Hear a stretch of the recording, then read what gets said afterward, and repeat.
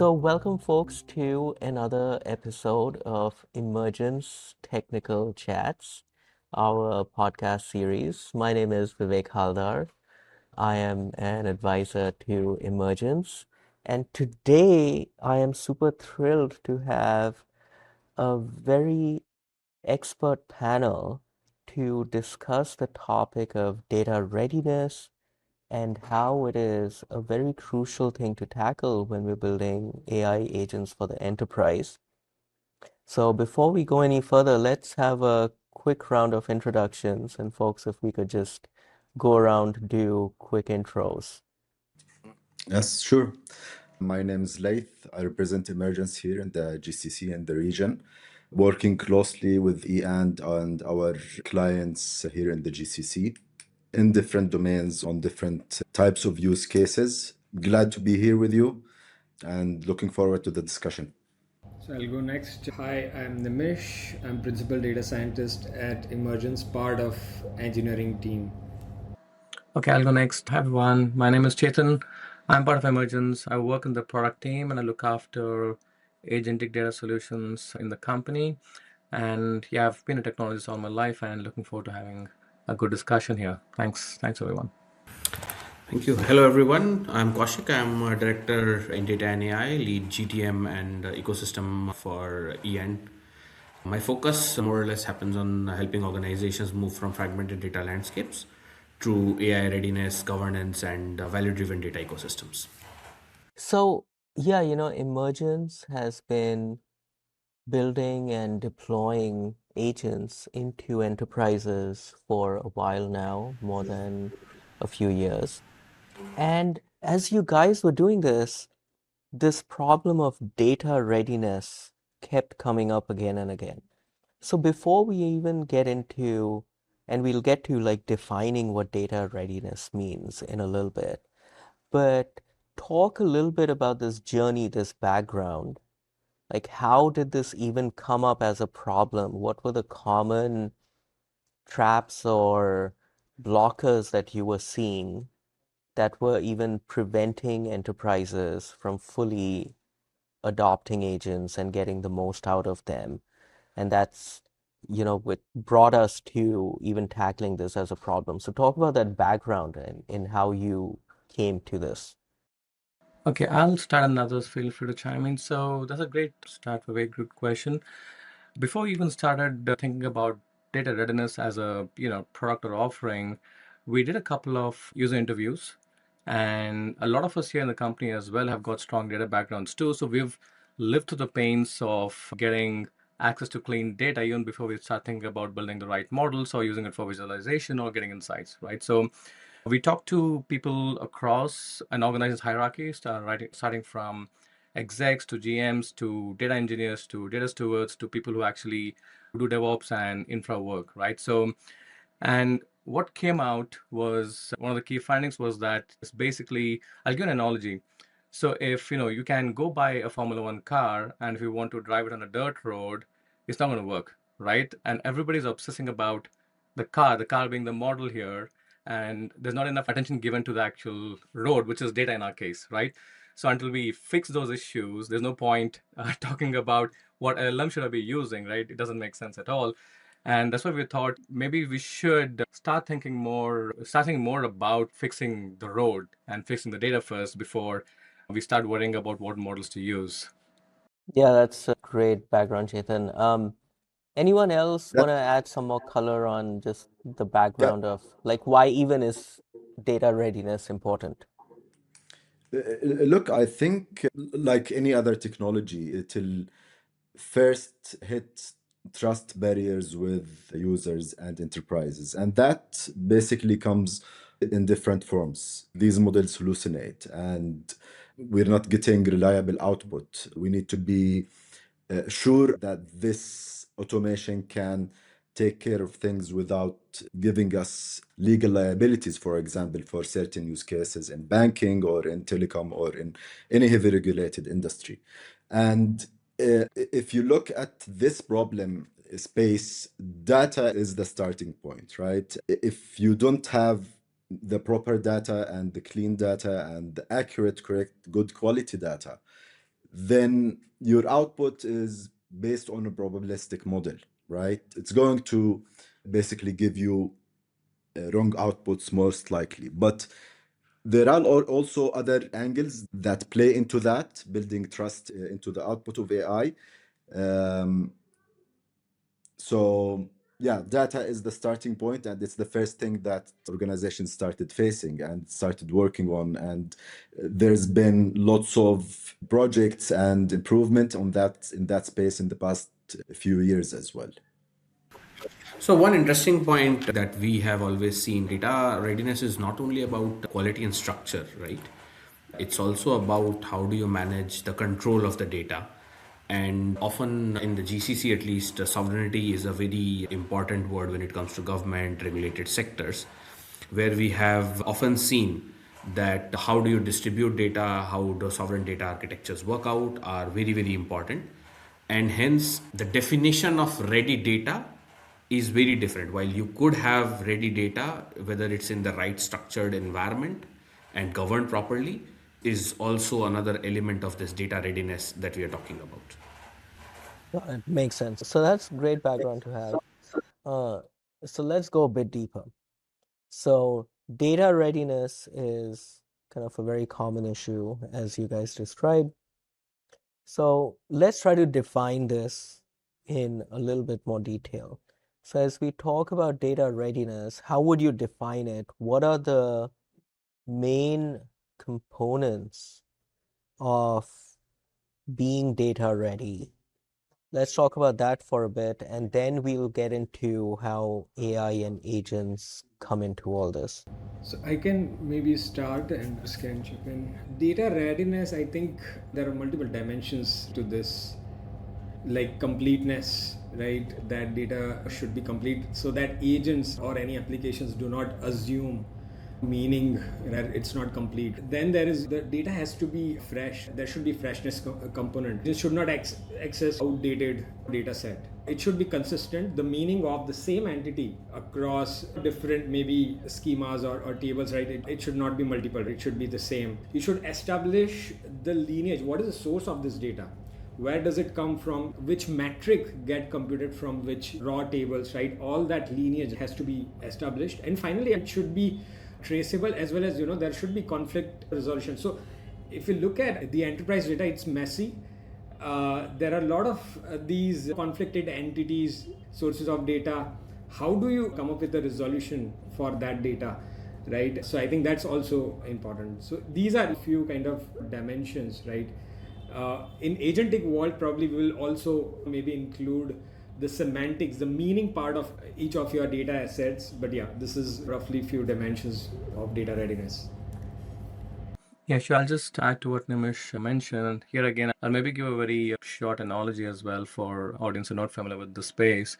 So it's when I say readiness, it's basically imagine a new chef joining a restaurant kitchen where nothing is labeled, ingredients are all over in random containers, some are expired, and no one has written down the recipes. Talented chefs, but the person can't really cook reliably, right? And the semantic layer, what Nimish is mentioning, is where the chef would write everything down so that every other cook, sous chefs, and other people in the kitchen can work. That's the single source of truth, and that layer is also what agents will primarily consume. Now, the other aspect I think we have to keep in mind is we talk about definition of data readiness, but if you look at the data in itself, what kind of data should we actually even worry about in terms of readiness, given the agentic era we are in? So it's not just traditional structured data, PDF documents, and so on, but it's also context, vectors, embeddings, even prompts, right? So all these are actually very important data assets that has to be governed and ready as well, made ready so that agents can use them effectively, and your in an organization, all your AI transformation programs and AI use cases will be a lot more successful. So this is exactly what I also wanted to tie this to. So when we're talking about data readiness within enterprise context, we're not just talking about data being clean, quality, and yeah, that's the base of it. You need to look at it within the umbrella of the enterprise data governance. So there are certain policies that you need to comply with, right? Be it internal or national policies, like what Kaushik mentioned before, sovereignty. So part of data being ready is me being able to work on it within a sovereign setup. Also, to a scale where I'm able to work with probably petabytes of data. So I think this also adds into how do you tackle this problem and how do you solve it within an enterprise context as well. Very interestingly, Vivek, one point that we often keep missing is data is just not a one time activity, it is continuous verification. So it's not about just making the data ready, but there is a need of enterprises to continuously validate, reauthorize the data, because some data becomes, it makes the status of the confidentiality keep changing on some data sets, and hence, continuous monitoring is very important. And lastly, I think data readiness has to be evaluated at an intersection of identity, policy, and data access. How the control plane is built around these three dimensions is a critical aspect of data readiness in an enterprise environment, especially to ensure that all the policies governing the data are tackled properly. Yeah, makes a lot of sense. So that gives us a lot of context on the problem. Now let's start talking about the solution and the approach Emergence is bringing to this problem. I know Emergence is trying to build agents to tackle the data readiness problem itself, in addition to agents downstream to tackle problems that are solved by acting on the data. So, what is Emergence's approach? What kind of agents are you building to tackle data readiness, and how do you think they're gonna kind of unblock this very key requirement at the early parts of an enterprise's agentic setup? So if you look at this, I mean, there are definitely multiple ways where one could solve these problems, or, including things like what layers, what pipelines, what agents we want to build. But broadly speaking, there are a few key themes or themes that we want to keep in mind. One is definitely something which Laith also mentioned before is, things around trust. And one is definitely ensuring humans are in control, because we operate in regulated industries, and therefore striking a fine balance between human in the loop and giving some degree of autonomy to the agents, right? And the third one is extending on that, humans being in control. There's a wealth of knowledge which enterprises bring in. There's a lot of tribal knowledge as well, with people. It's there in people's minds and heads, and it's important for us to ensure those are referred to. We talk about ground truth quite often in this LLM era, so we need some amount of ground truth as well for us to even get started in building a very good readiness layer, right? So we do have, it's basically, the way I'd like to put it very succinctly is we connect, we assess, we enrich, and then we build a semantic layer, and that's what the agents and humans and bots and workflows consume. So the specifics, yeah, I'll probably leave it to Nimish and others to comment. Yeah, just to add to that, right? So we have defined this complete, hierarchy of agents, right? That cater to, fetching, connecting to the right data sets, then basically enriching the data with that contextual, knowledge. And that context now has changed. Pre-agentic kind of world, that context was different, right? The metadata and the cataloging that you used to do was different, and now it's kind of different. Now when you ask a question, right, when a user asks a question, the agent should be able to differentiate between which tables to use and columns to use. So enriching with that kind of a context, and then establishing the data quality. Data quality is assessing the data quality, but also then fixing the gaps, right, which are again contextualized for your domain, right? The fixes are very contextual to the domain, right, in the business that you operate in. So again, coming up with the fixes around that, right, and building that kind of semantic layer, right, using these agents that has multiple dimensions, right? It has the context kind of graphs, it has knowledge kind of graphs, and so on, right? And memory, right? So the agents can access all of these, right, to come up with the right set of answers. Yeah, just a little bit more on that. So to add to the context. Now, when you're looking at this problem within enterprise context, you need to definitely address that you're going to have agents working on the data and on the metadata and meta model, if you'd like. But also there are also architectural decisions that are made to be able to work with structured and unstructured data, being able to deploy on-prem to enterprise requirements, being to confidently provide the correct level of access and access control, and providing, for example, watcher agents that we have for watching live data and working with prompting on certain things that need to be highlighted to certain users. So I think this all comes together in answering the problem for large enterprises and organizations. Okay. And let's dig into a bit more detail for some of these data readiness agents. You mentioned like several components to these agents. Um, like one topic that is getting a lot of attention these days is the semantic layer, because that is also where we're bringing in a lot of domain knowledge, a lot of company specific knowledge, and injecting it into the agents such that the agent can truly understand your specific domain and company. And that is a very key element in, going from a generic agent to a very custom agent. So describe that semantic layer. How do you build it? How it works?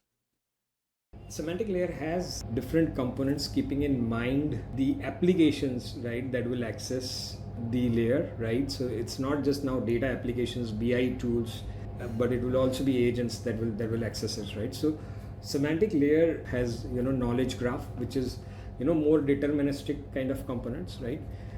It has derived knowledge, right, from industry, maybe standards, frameworks, right, that basically you use it to enrich the data which gets used by any kind of text, talk to data kind of agents. And it has a memory layer as well, right, that basically stores the user preferences, user defined controls as part of it. So these are few of the components as part of the semantic layer. I think a critical factor in doing this data readiness and semantic layer is also how the business operates, the context. And I think the semantic layer does help a lot while trying to solve this problem. And essentially, what I mean is a revenue in a CRM and a revenue in perhaps an ERP, and versus a revenue in a BI dashboard, they don't essentially mean the same thing. So semantic layers, these knowledge graphs, they definitely solve this problem. The data layer tells you what has happened. The semantic layer tries to identify what it means, and then the domain knowledge on top of it tells you what it means and why does this matter. And in essentiality, if you bring all these three together, your agent has the right context, or your agent has the right inputs to operationalize a task and execute it autonomously. So there is also another angle at it. So knowledge graphs in general, they fail to capture all relationships in, let's say, a reliable way that is repeatable for certain use cases. So topping that with structured semantics as well as unstructured semantics, I think is a unique way to unlock a lot of use cases that can use that. And like Nimish have mentioned before, when you couple that with, let's say, better memory capabilities, you have better context. And I think later on we can add to this more trust by an additional layer, but I leave that for later. Semantic layer now gets formed by multiple enterprise knowledge sources, unstructured documents, right, reports, PDF. You start integrating, right? Let's say they have existing data catalog kind of solutions, you integrate that. Through industry standard and framework, you enrich using that, as well as web search, right, in certain cases, wherever that is kind of applicable. But then the other parts of the data chain, like the DBT, right? A lot of enterprises have the metric layer as well as the transformation layer in the DBT, defined in DBT. Sometimes even business metrics are defined in the BI tools as well. So semantic layer gets formed and gets updated, right, through all these integrating different layers. As you start to use more and more kind of agentic application, it gets replenished, it gets updated based on the outcomes for the task. So it gets kind of updated with that. Yeah, makes sense. Thanks, folks. So, moving up from the semantic layer, a very common question that people have is, look, these are probabilistic systems. You are dealing with enterprise data, and I really need some notion of determinism in the systems and the agents that are dealing with this data and kind of cleaning up this data. And I know at Emergence, you have some approaches to bring more of this notion of determinism to the data readiness agents and agents in general. So can you talk about that very common objection and how you're addressing it? Non-determinism, first of all, right? If we differentiate with accuracy is more you're being wrong, right? But then non-determinism is slightly worse than that. You are, wrong many times, but then you don't know, right, why you are wrong, because you don't have that sort of an audit trail that actually tells you that this is the reason why you are wrong.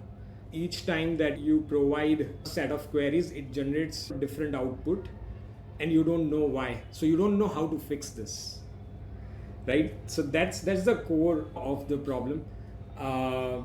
This kind of happens probably because the context that the agents are using to generate the outcome is probably not specific enough, not maybe complete. And that's where they probably hallucinate in certain cases. Like there is missing information, they will assume something and come up with those answers. And that's probably the major issue over here.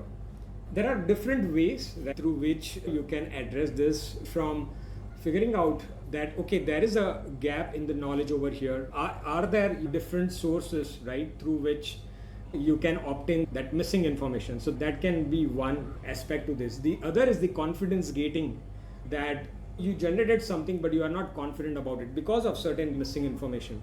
So you basically, for all your critical agentic kind of application, you do this kind of confidence gating. The other beyond this is to be able to enrich. I guess those are maybe a few examples how you can kind of address the non-determinism.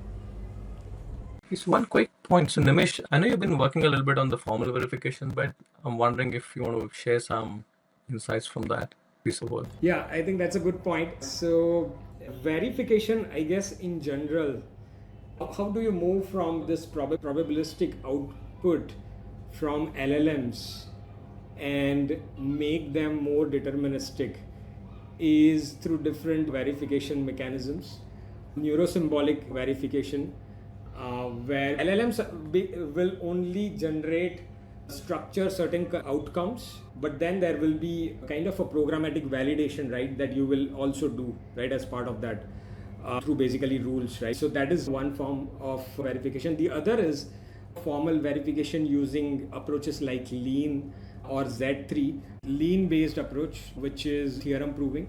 So let's say if there is a mission critical system that you have designed and you want to deploy it at a customer site, So first thing that you do is that prove that this will never violate your, let's say, regulatory constraints, right, or operational constraints that are mission critical for you, safety critical for you. That is one way that you can kind of make sure that your system is deterministic as well.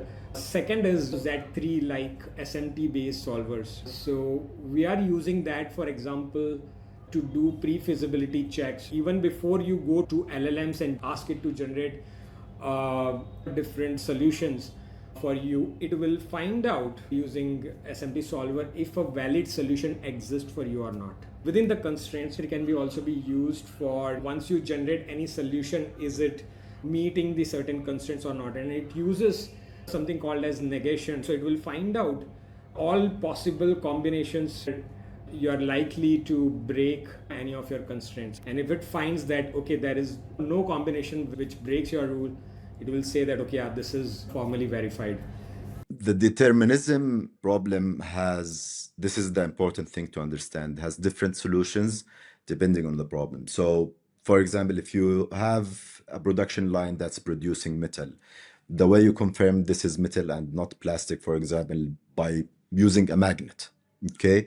So some problems within agentic automation and probabilistic outputs can be solved mathematically. Others can be utilizing different methods, like, for example, you can grow this into policy enforcements and whatnot. So, and that goes a long way towards building trust in the system, getting deterministic output from the system. So that's great. Any other thoughts on determinism before we move on to another topic?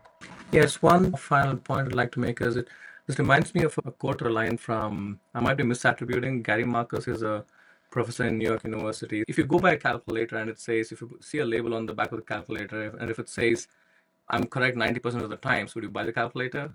Maybe not. So it's extremely critical and important. And the only thing that I'd like to add is we also need ground truth, right? So we need some validation from the customers, from the humans, essentially, based on which we can base our answers on. So it's not just enough for us to be, it's not, we need this not just for accuracy, but also to ensure we bring in some deterministic constant procedures as part of the work that the agents do. And it's definitely not a 100% solved problem. There are a lot of areas they still need to learn and improve and innovate, and that's what we are doing within Emergence. All right, so from determinism, let's move on to another key design goal, which is memory and context, and how you use memory to constantly learn and improve your agent, and then you get this compounding value out of your agent. And I know Emergence has been looking at this area for agents in general, but also, like we just talked about, for data readiness in particular, especially given everything we discussed about the semantic layer. This memory layer becomes really important because that's where like feedback and various learnings go. So talk a little bit about how this compounding memory layer is relevant to data readiness, how it helps data readiness. I think why this is important is critical from one standpoint of today AI agents are not only supposed to help making informed decisions, but they are autonomous and are taking decisions on their own. And in reality, knowledge should not just be with a particular system but should be institutionalized as well, which means one of the core deliverables at the heart of AI should be a knowledge graph should be institutionalized so that others can learn from that context, which is what I think is very important while making data, while making your agents autonomous, while trying to build systems which are not reactive but are able to be a learning system who understand history, relationships, intent, and then take every decision, not taking decisions in isolation. And then there can be constant reinterpretation of the same reality which was already with the system or as a knowledge within the system. The other part of it, which is very important, is most of the AI today is kind of fast but forgettable, which is a technical term that we use is stateless intelligence. And the memory layer, I think, solves this problem a lot, where the system can learn, adapt, and it can compound value over time because it's learning and retaining that context instead of just forgetting it and somebody else again re-inputting that context again and again. All right, so that's great. We've covered a lot of ground in terms of the problem, the definition, kind of the main components that go into solving it. And now let's turn our attention to where all this meets the real world. So I know that Emergence, in partnership with eAnd, have been building and deploying a lot of these agents. They've been seeing a lot of real world application of these agents. And so what has your experience been so far? How is the real world application and deployment of these agents going? What have you learned from that? Can start with a very simple example. One thing that we have realized from a lot of client feedback is that we got all these layers, which is great, cool, and the consumers or the consumption layer we will have, it could be agentic tools, agents themselves, or applications which would bank on all these outputs that we provide. And those apps could be something as simple as a talk to data application or an insights app, right? But they also use cases where, let's say, you're doing a data consolidation or data migration project, for which, for that particular application, let's say a customer wants to build or a partner wants to build, they need to be able to tap into the right or invoke the right agents or workflows that we have built, like the first party agents. Now, which means whatever we built so far has to be composable. It has to be designed in a manner where it's like Lego blocks, right? So that it becomes easier for who wants to build in the consumption layer to cherry pick and choose the right blocks and construct and build their own agentic apps to solve their specific use case. So that becomes a really important, it's a more of an engineering design thing, but that is something that we are keeping in mind always while building a stack here in Emergence.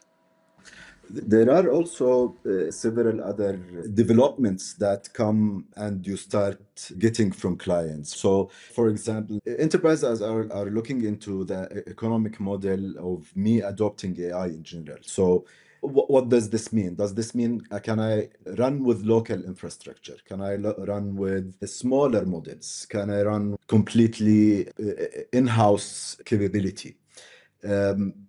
Also, the way it started being discussed is to focus on productivity increasing capabilities and how you are tackling these problems and why are you more efficient than others in an enterprise setting, which also brings up different aspects of data governance and working with different types of data, which is also scale. So these are few things that you start getting your first feedback. Let me bring in a specific context of how GCCs are operating or how GCC countries are operating.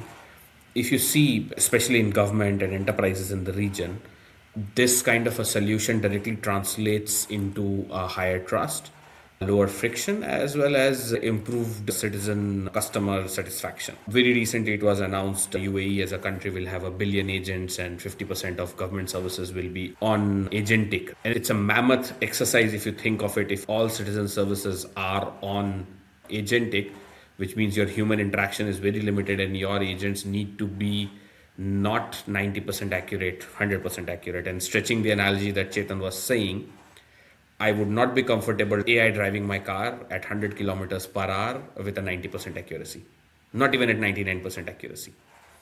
So I think higher trust in being instilled through determinism, through context is very, very important. And this only will ensure greater customer satisfaction, greater citizen satisfaction. And we are seeing this trend here in GCC, where the way the scale is expected to happen can only be done if you are able to take care of these 4 or 5 large factors on data readiness, determinism, and the context layer. I think these are important layers that you need to build on top of any AI to ensure a consistent experience is delivered across different type of customers that you might have. Yeah, thanks, folks. So we've covered a lot of ground. in understanding data readiness, how agents can help solve it, and its applications to the real world. Any parting thoughts on this space in general before we wrap up? Okay, let me go first. I would say one area where we started to focus on, and I'm sure others will be focusing on as well, is we talk about readiness for all these very well known data structures and data formats and databases or data stores. And what does ready mean in the context of like embeddings, prompt, and vectors? That is something that I think we should continue to focus on. And I don't think there is, for example, if you look at structured data sets, there are well-known industry frameworks like Dharma and so on, right? So from the data management world, that's built on a lot of experience and wisdom from different companies and organizations. And so we are in this new space where we don't have similar frameworks for this new AI data assets, I would call it. And it's important for the industry to actually standardize on what readiness means for these new data assets. I think that's something that we should continue to focus on and work together as a community. So, building on that, I think it really remains true since AI started booming that this is an evolving space, and very few companies are working on frontier AI. Emergence is one of them, building on their research capability and actually trying to solve problems that make a dent to move the whole AI world ahead. There are also room for organizations to start setting standards as well. Awesome. Thank you all for a great and stimulating discussion. And we look forward to the next episode. So stay tuned. Thanks. Thanks.